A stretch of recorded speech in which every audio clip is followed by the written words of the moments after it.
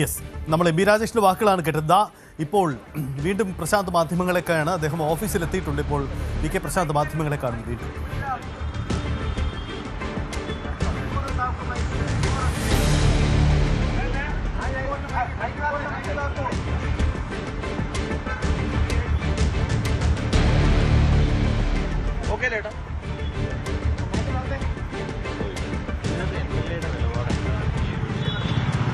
ഇല്ല, ഇവിടെ ഇപ്പോൾ നിങ്ങൾ MLA ഓഫീസ് കണ്ടിട്ടുണ്ടാവും.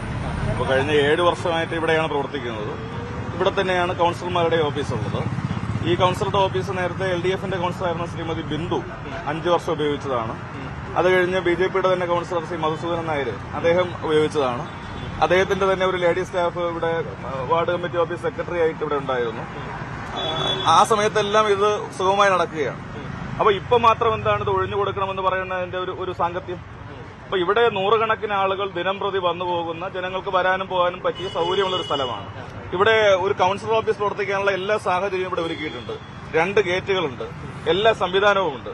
ഇവിടെ ഒരു കൌൺസിലറായി ജയിച്ച ഒരാള് എനിക്ക് ഈ സൗകര്യം പോരാ എന്ന് പറഞ്ഞ് MLAയോട് മാറാൻ പറഞ്ഞാൽ അത് മര്യാദകേടല്ലേ, ശുദ്ധ മര്യാദകേടല്ലേ അവർ കാണിക്കുന്നത്? അപ്പൊ അത് അങ്ങനെ ഒരു തിട്ടൂരം അനുവദിച്ചു കൊടുക്കാൻ ഞങ്ങൾ തയ്യാറല്ല. ഇനി നിയമപരമായിട്ടുള്ള എല്ലാ പോരാട്ടവും ഞങ്ങൾ നടത്തും. ഈ ഓഫീസ് ഞങ്ങൾക്ക് മാർച്ച് മാസം 31-ാം തീയതി വരെ നിയമപരമായിട്ടുള്ള കാലാവധിയുണ്ട്. ആ കാലാവധി കഴിഞ്ഞും പുതുക്കുന്നതിന് ഞങ്ങൾ കോർപ്പറേഷനോട് ആവശ്യപ്പെട്ടിട്ടുണ്ട്. കോർപ്പറേഷൻ ഒഴിപ്പിക്കാനാണ് ഭാവമെങ്കിൽ ഞങ്ങളതിനെ നിയമപരമായും രാഷ്ട്രീയമായും നേരിടും.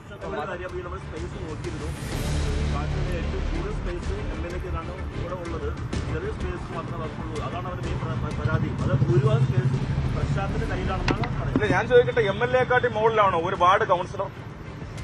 ഇങ്ങനെയുള്ള സില്ലി ചോദ്യങ്ങൾക്ക് അവസരം കൊടുക്കരുതെന്നുള്ളതാണ് എനിക്ക് അവരോട് പറയാനുള്ളത്. കാരണം ഒരു നിയോജക മണ്ഡലം, ഈ തിരുവനന്തപുരം നഗരസഭയിലെ 26 കോർപ്പറേഷൻ വാർഡുകളെ പ്രതിദാനം ചെയ്യുന്ന നിയമസഭാ പ്രതിനിധിയാണ് MLA.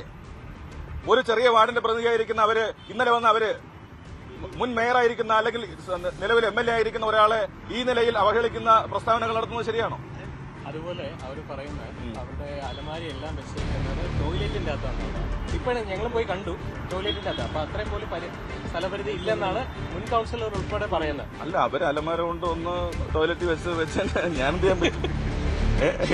എനിക്ക് അതിലെന്തെങ്കിലും പരിഹാരം, അലമാര വേണമെങ്കിൽ എന്റെ ആളിനെ വെച്ചിട്ട് ഞാൻ മാറ്റി വെച്ചു കൊടുക്കാം. ഇല്ല, സ്ഥലം ഇല്ലാത്തത് കൊണ്ടാണ് പറയുന്നത്.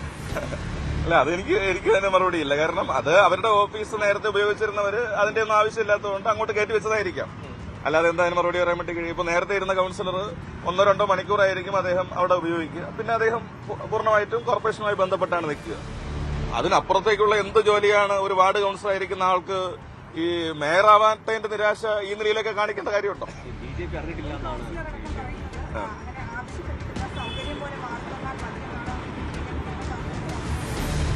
അല്ല, അങ്ങനെയല്ല പറഞ്ഞത്. അതിന്റെ കോൾ റെക്കോർഡിംഗ് കാര്യങ്ങളൊക്കെ നമ്മളിലുണ്ടല്ലോ. അതിന്റെ കാര്യം പറയേണ്ട കാര്യമില്ല. ആവശ്യപ്പെട്ടത് അവർക്ക് ഈ പറഞ്ഞത് തന്നെയാണ്. അസൗകര്യമുണ്ട്, അവർക്ക് ഓഫീസ് ചെറുതാണ്, അത് പോരാ, കുറച്ചുകൂടി സൗകര്യമുള്ള സ്ഥലത്തേക്ക് മാറണം. അതുകൊണ്ട് MLA അവിടെ നിന്ന് മാറണം. മേയർ ആയിരുന്നെങ്കിൽ എനിക്ക് കോർപ്പറേഷൻ ഓഫീസ് ഉപയോഗിക്കാമായിരുന്നു. ഞാൻ നേരത്തെ ഇത് പറഞ്ഞില്ല. മേയർ ആയിരുന്നെങ്കിൽ നേരത്തെ കോർപ്പറേഷൻ ഓഫീസ് ഉപയോഗിക്കാമായിരുന്നു. ഇപ്പൊ അതല്ലല്ലോ സ്ഥിതി എന്ന് പറയുന്നൊരു സ്ഥിതി വന്നു. അപ്പോ ഇത് ശരിയല്ല. നമ്മളിപ്പോ ജനാധിപത്യപരമായി പ്രവർത്തിക്കുന്ന ഒരു സംവിധാനമാണ്. ഇവിടെ MLAയും വിവിധ രാഷ്ട്രീയ കക്ഷികളുടെ കൌൺസിലർമാരും ഒരുമിച്ചിരുന്ന് പ്രവർത്തിച്ചിട്ടുണ്ട്. ജയിച്ചു കഴിഞ്ഞാൽ ജനങ്ങളുടെ എല്ലാവരുടെയും പ്രതിനിധികളല്ലേ നമ്മൾ. അപ്പൊ അങ്ങനെ ഒരു കോർപ്പറേഷനിൽ പോയി കഴിഞ്ഞാൽ BJPയുടെ കൌൺസിലർമാർക്ക് മാത്രമാണോ കാര്യങ്ങൾ ചെയ്യാൻ വേണ്ടി കഴിയുക? അവിടെ മറുഭാഗത്ത് 50 കൌൺസിലർമാരിരിക്കുകയല്ലേ, അവരുടെ കാര്യങ്ങൾ നിർവഹിക്കട്ടെ. ഞാൻ മേയറായിരിക്കുന്ന സമയത്താണ് ഞാൻ നേരത്തെ നിങ്ങളോട് സൂചിപ്പിച്ചതുപോലെ വാർഡ് കമ്മിറ്റി ഓഫീസ് സംവിധാനം ഉണ്ടാക്കുന്നത് തന്നെ അപ്പോഴാണ്. ഓഫീസ് അനുവദിക്കുന്നത്, വാടക അനുവദിക്കുന്നത്, ഫർണിച്ചർ അനുവദിക്കുന്നത്, കമ്പ്യൂട്ടർ അനുവദിക്കുന്നത്, ഇതെല്ലാം 2015-19 കാലത്തെ മേയർ എന്ന നിലയിൽ അന്ന് നടത്തിയിട്ടുള്ള ഇടപെടലാണ്. അപ്പൊ അതിനെ തുടർന്നാണ് ഓഫീസ് വരുന്നത്. അതിനുമുമ്പ് ഓഫീസ് തന്നെ ഇല്ല. ഏതെങ്കിലും സ്ഥലത്ത് കൌൺസിലർമാര് ഓഫീസ് ഉണ്ടാക്കി സ്വയം ഉണ്ടാക്കിയിരിക്കും. ഇപ്പൊ അതല്ല സ്ഥിതി. കോർപ്പറേഷൻ വാടക കൊടുത്തിരിക്കുകയാണ്. ഞാനും ഇവിടെ വാടകയ്ക്കാണ് എടുത്തിരിക്കുന്നത്. ആ വാടക കൃത്യമായിട്ട് അടച്ചിട്ടുമുണ്ട്. യാതൊരുവിധ നിയമലംഘനവും നടത്തിയിട്ടുമില്ല. ജനങ്ങളെ സംബന്ധിച്ച് ജനങ്ങൾക്ക് ഇതുമായി ബന്ധപ്പെട്ട ഒരു പരാതിയുമില്ല. നന്നായി പ്രവർത്തിക്കുകയാണ്. അല്ല, അത് ഞാൻ ആദ്യം പറഞ്ഞല്ലോ, 31 വരെ കാലാവധിയുണ്ട്. അതിനു മുമ്പ് ഒഴിപ്പിക്കാനാണ് കോർപ്പറേഷൻ ശ്രമിക്കുന്നതെങ്കിൽ നിയമപരമായും രാഷ്ട്രീയമായും അതിനെ നേരിടും. ഒഴിഞ്ഞു മാറാൻ ഞങ്ങൾ സന്നദ്ധവുമല്ല.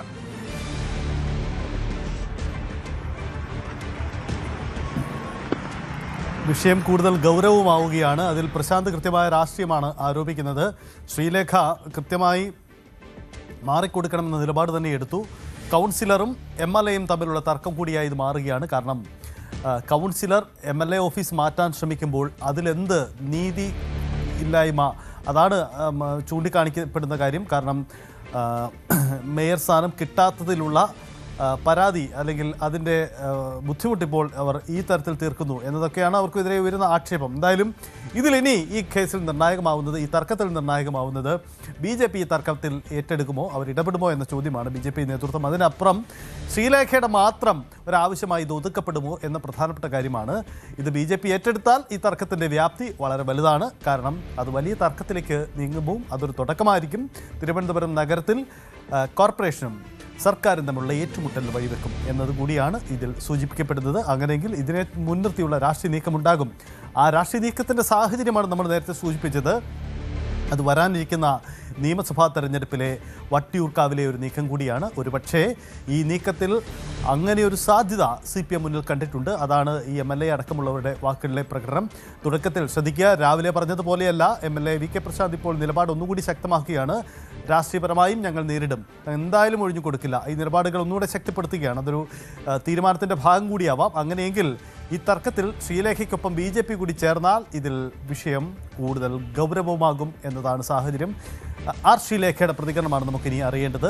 ആർ ശ്രീലേഖ എന്ത് രീതിയിലാണ് നിലപാടെടുക്കുന്നത്, ഏത് രീതിയിലാണ് ഇതിൽ പ്രശാന്തുമായുള്ള ആശയവിനിമയം നടന്നിരിക്കുന്നത് എന്ന പ്രധാനപ്പെട്ട കാര്യം കൂടിയാണ്. എന്തായാലും തിരുവനന്തപുരം നഗരത്തിലെ ഓഫീസ് തർക്കം, MLA VK പ്രശാന്ത് വട്ടിയൂർക്കാവ് MLAയുടെ ഓഫീസ് ഒഴിയണമെന്ന ശ്രീലേഖയുടെ ആവശ്യം പുതിയ രാഷ്ട്രീയ വിവാദമാണ്. ഈ വിവാദത്തിൽ ഇരു രാഷ്ട്രീയ നേതൃത്വങ്ങളും ഇടപെടുന്നു എന്നതാണ് സാഹചര്യം. BJP നേതൃത്വത്തിൻ്റെ അഭിപ്രായം, മേയറുടെ അടക്കമുള്ള അഭിപ്രായം കൂടി ഇക്കാര്യത്തിൽ പ്രകടമാണ്. എന്തായാലും 3 മാസം കൂടി കാലാവധിയുണ്ട്. ആ കാലാവധിക്കുള്ളിൽ MLA അവിടുന്ന് ഒഴിപ്പിക്കുക കൗൺസിലിനും അത്ര എളുപ്പമാവാൻ സാധ്യതയില്ല. കാരണം വാടക കരാറുണ്ട് എന്നതായിരിക്കും ചട്ടം.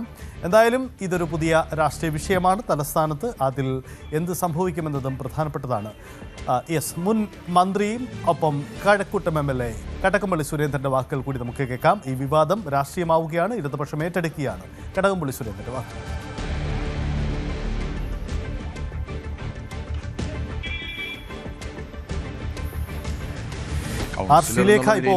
രംഗപ്രവേശം ഗംഭീരായി.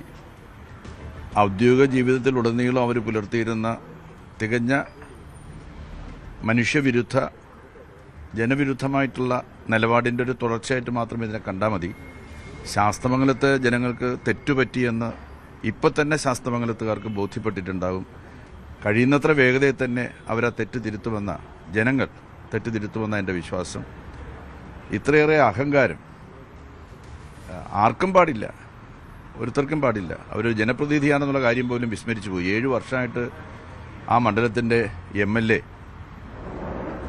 നിയമാനുസൃതമായിട്ട് അന്നത്തെ നഗരസഭയുടെ കൗൺസിൽ തീരുമാനത്തിൻ്റെ അടിസ്ഥാനത്തിൽ വാടകയ്ക്കെടുത്ത, കരാറ് വെച്ച് വാടകയ്ക്കെടുത്ത ഒരു ഓഫീസ് മന്ദിരം അങ്ങ് ഒഴിഞ്ഞേക്കണമെന്ന് പറയാനുള്ള അഹങ്കാരം ഇവർക്ക് എവിടെ നിന്ന് കിട്ടിയെന്ന എൻ്റെ ചോദ്യം എന്ന് പറയുന്നത്. മേയറാണ് അതിന് മറുപടി പറയേണ്ടത്.